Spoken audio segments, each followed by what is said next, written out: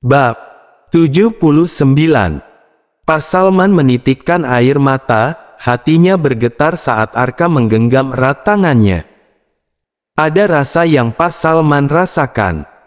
Rasa ikatan batin antara seorang anak dan ayah. Ayah bisa menganggap Arka sebagai anak ayah. Seandainya saja Erik masih hidup, lanjut Pak Salman dalam isak tangisnya. Ayah, anggap saja Arka ini sebagai Erik. Arka mendekat ke arah Pak Salman lalu memeluknya. Maaf, ya. Maaf kalau Arka belum bisa jujur. Ayah dan Kak Kinan punya musuh yang sama. Arka sebenarnya nggak sanggup kalau harus berbohong. Tapi Arka harus melakukan ini. Sabar ayah, hingga tiba saatnya Arka akan mengatakan ini pada ayah, Kak Dira dan semuanya. Gumam Arka dalam hati. Ayah, lebih baik kita makan dulu ya, imbu Arka yang berusaha menahan air matanya. Arka lalu melepaskan pelukannya. Arka dengan lembut menyeka air mata di wajah Pak Salman yang mulai keriput. Tanda hubung, tanda hubung, tanda hubung. Dira sedang dalam perjalanan menuju kantor Kinan. Dira membawa rantang berisi makan siang untuk suaminya itu. Namun di tengah jalan, tiba-tiba ban mobil kempes. Pak Amin menepikan mobil dan mematikan mesin mobil. Pak, kenapa? Tanya Dira. Oh ini, nyonya sepertinya bannya kempes. Sebentar saya cek dulu. Pak Amin segera keluar dan benar ban belakang kempes tertancap paku. Dira lalu keluar melihat kondisi ban mobilnya. Kenapa, Pak? Kempes nyonya, terkena paku. Sebentar ya nyonya, saya ganti dulu. Iya, Pak Amin. Pak, saya coba cegat taksi aja ya, kasihan suami saya nanti, saya sudah janji mau bawa makan siang. Iya, nyonya. Setelah selesai saya akan langsung menyusul nyonya ke kantor. Iya, Pak Amin.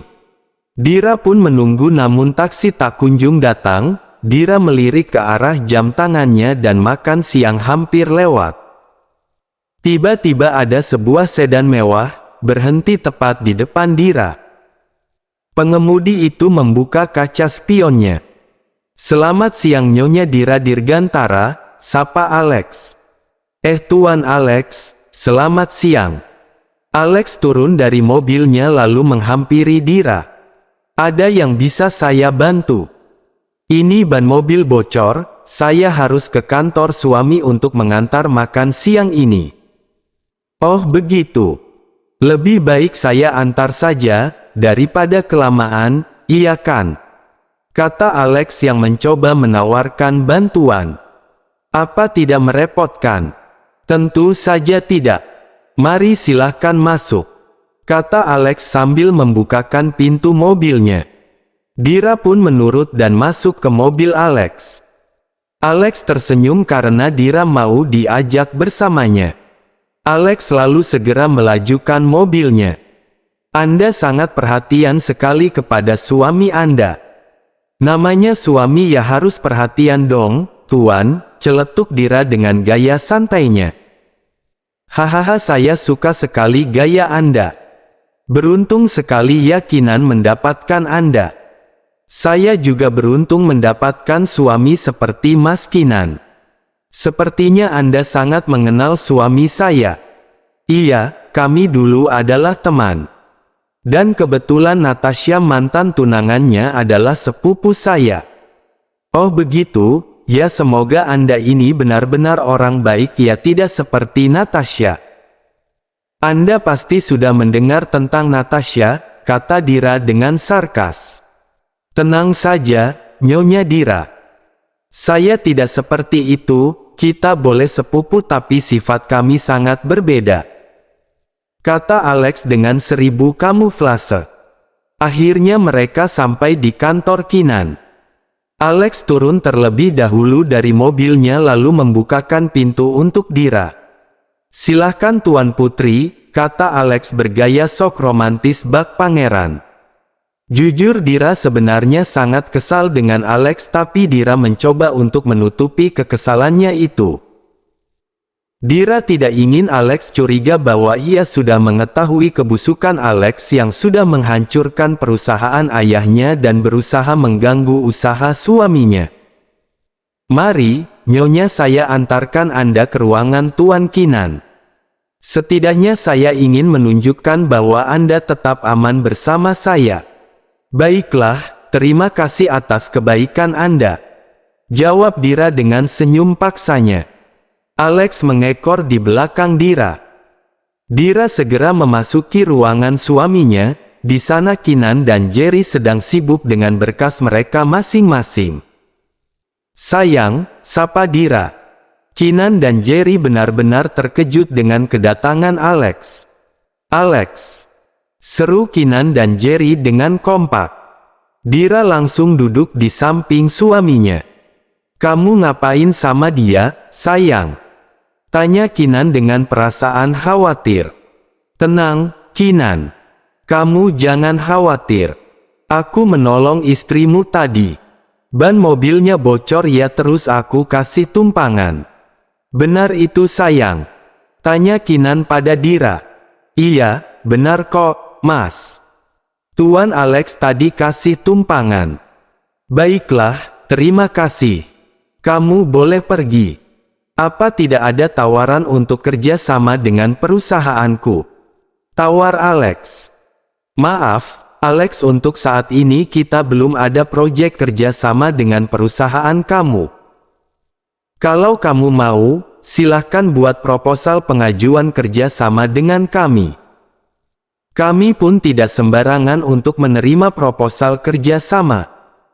Kami harus mencari tahu track record perusahaan yang akan bekerja sama dengan kami karena kami tidak ingin nanti akan timbul masalah yang merugikan kami, jelas Kinan. Oke, baiklah kalau begitu.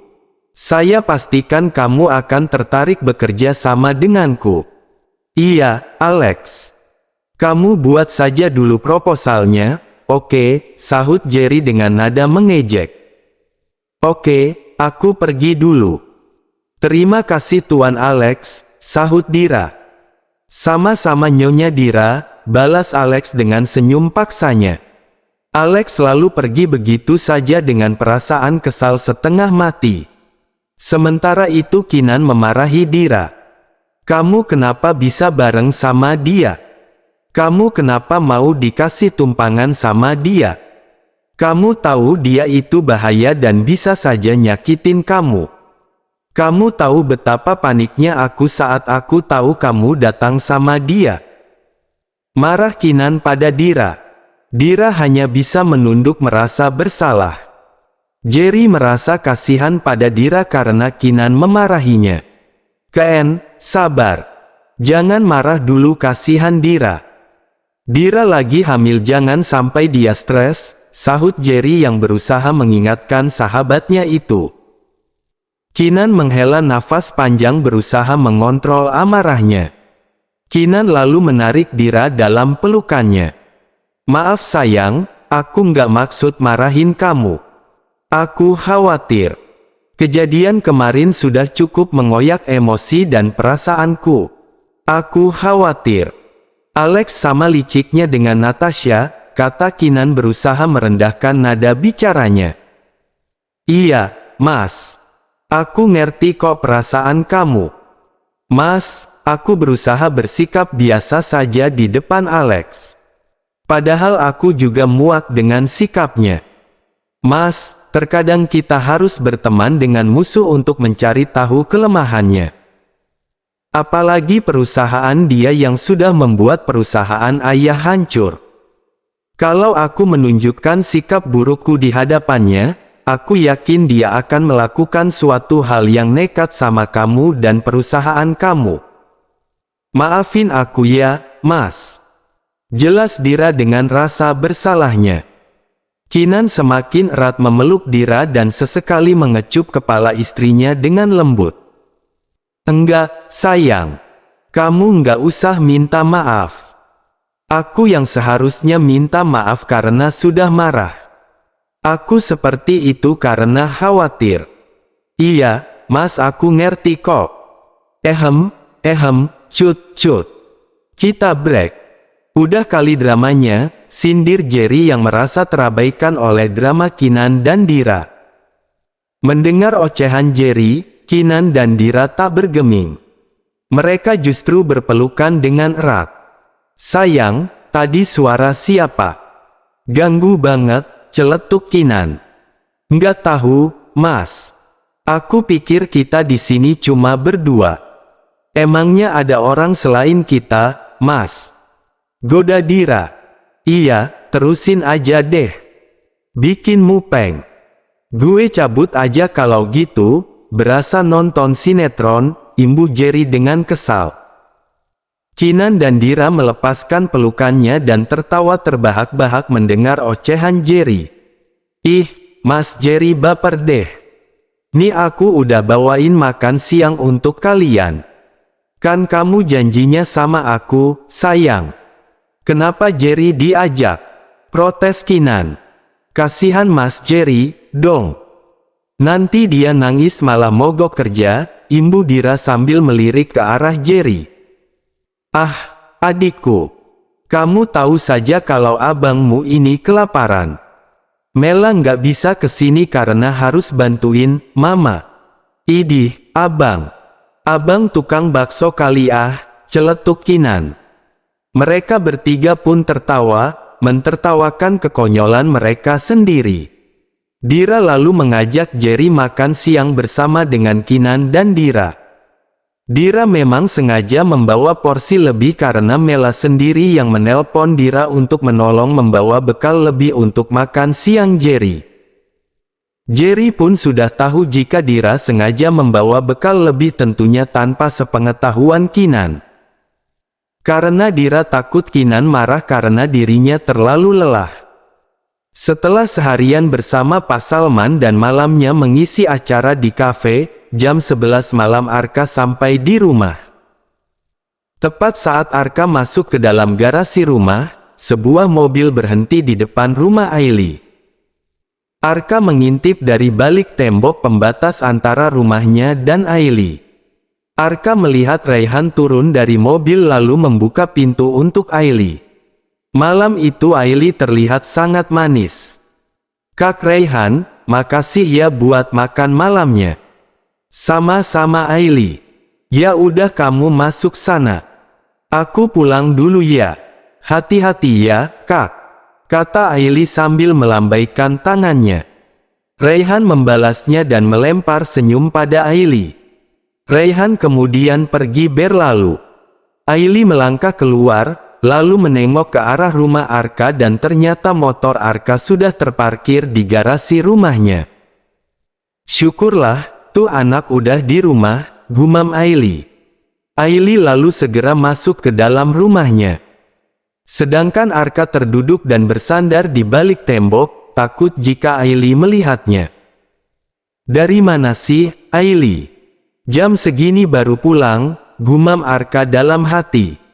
Arka segera berdiri dan masuk ke dalam rumahnya.